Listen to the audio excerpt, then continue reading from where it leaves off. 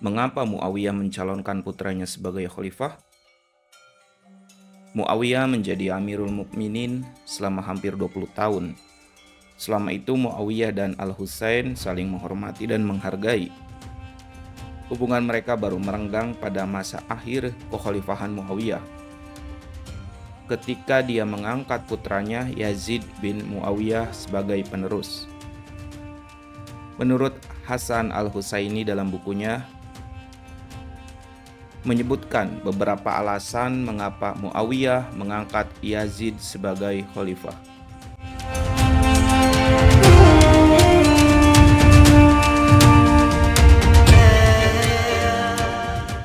Dua alasan pentingnya adalah sebagai berikut. 1. Muawiyah menilai Yazid pantas sebagai khalifah. Ibnu Katsir menuturkan, ketika berdamai dengan Al-Hasan, Muawiyah berjanji akan menyerahkan tampuk kekhalifahan kepada Al-Hasan sepeninggalnya. Meskipun Hasan tidak menginginkannya. Namun, Hasan wafat sebelum Muawiyah mengangkatnya, dan kedudukan Yazid semakin kuat di mata sang khalifah. Maka dia pun menilai putranya itu pantas menjadi pengganti dirinya. Sikap Muawiyah ini selain dikarenakan kecintaannya yang sangat besar terhadap Yazid, juga dikarenakan putranya itu memiliki kemuliaan dan keunggulan apabila dilihat dari sudut pandang duniawi. Betapa tidak, Yazid adalah putra khalifah yang menguasai strategi, mengerti struktur pemerintahan, dan juga menjaga kelanggengan negara. Ketika itu, Muawiyah berkeyakinan tidak ada seorang pun anak sahabat Rasulullah yang memiliki karakter seperti dia. Muawiyah sendiri mungkin tidak menyangka sikap putranya itu akan berbeda antara sebelum dan sesudah menjadi penguasa. Sebelum berkuasa, Yazid menunjukkan sifat dan sikap yang mendorong Muawiyah untuk mencalonkannya sebagai khalifah.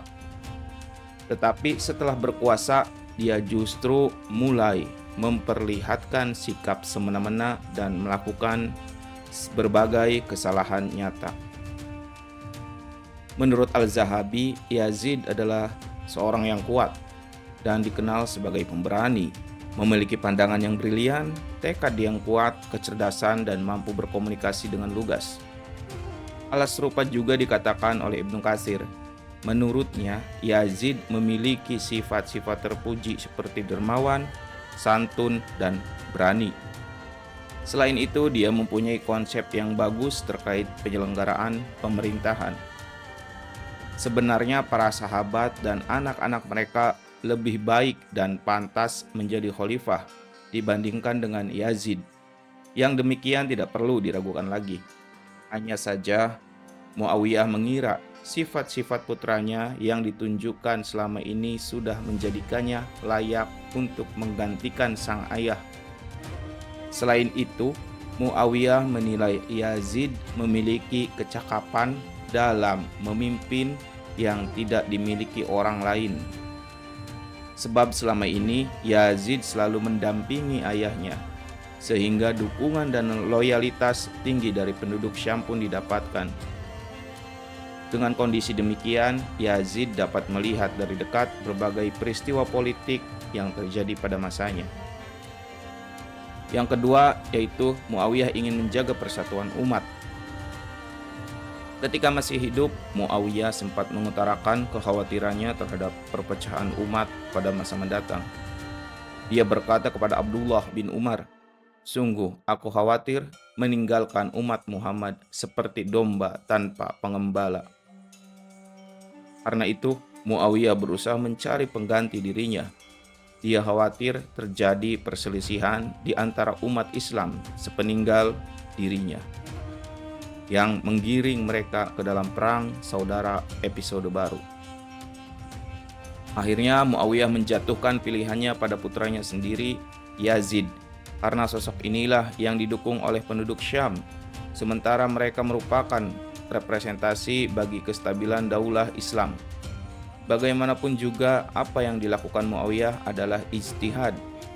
Meskipun menunjuk Yazid sebagai penggantinya dinilai sebagai keputusan yang keliru. Agar suksesi kekhalifahan berjalan dengan damai, Muawiyah mengadakan pertemuan akbar di Damaskus. Dalam pertemuan itu, dia mengundang utusan dari berbagai kawasan, antara lain Syam, Basrah, Madinah, dan wilayah-wilayah lainnya. Para utusan ini merupakan tokoh klan Arab. Kepada mereka, Muawiyah menyatakan akan mengangkat putranya Yazid sebagai pengganti dirinya. Para utusan yang datang menyambut keinginan itu dengan baik. Mereka bahkan memuji Muawiyah dan meyakinkan bahwa itulah cara yang paling tepat untuk menjaga persatuan umat dan mencegah terjadinya pertumpahan darah. Maka Yazid pun dibaiat sebagai penerus ayahnya. Lain halnya dengan penduduk Madinah.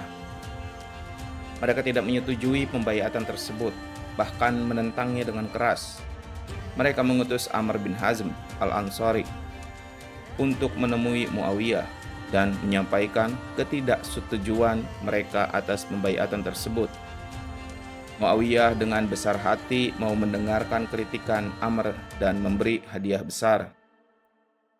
Muawiyah kemudian datang ke Madinah untuk melakukan pendekatan kepada penduduknya.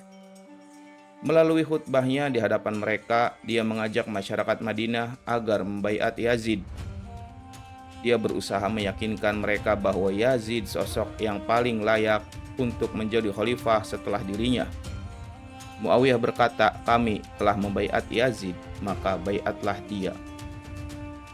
Dengan pendekatan tersebut, akhirnya semua penduduk Madinah bersedia berbaiat kepada Yazid, kecuali 4 orang: Abdullah bin Abu Bakar, Abdullah bin Umar, Abdullah bin Zubair, dan Al-Husain bin Ali. Ada 3 hal yang menyebabkan keempat sahabat itu tidak bersedia berbaiat kepada Yazid. Mereka menolak kekhalifahan dari bapak kepada anak karena cara seperti ini tidak pernah dilakukan oleh Khulafaur Rasyidin.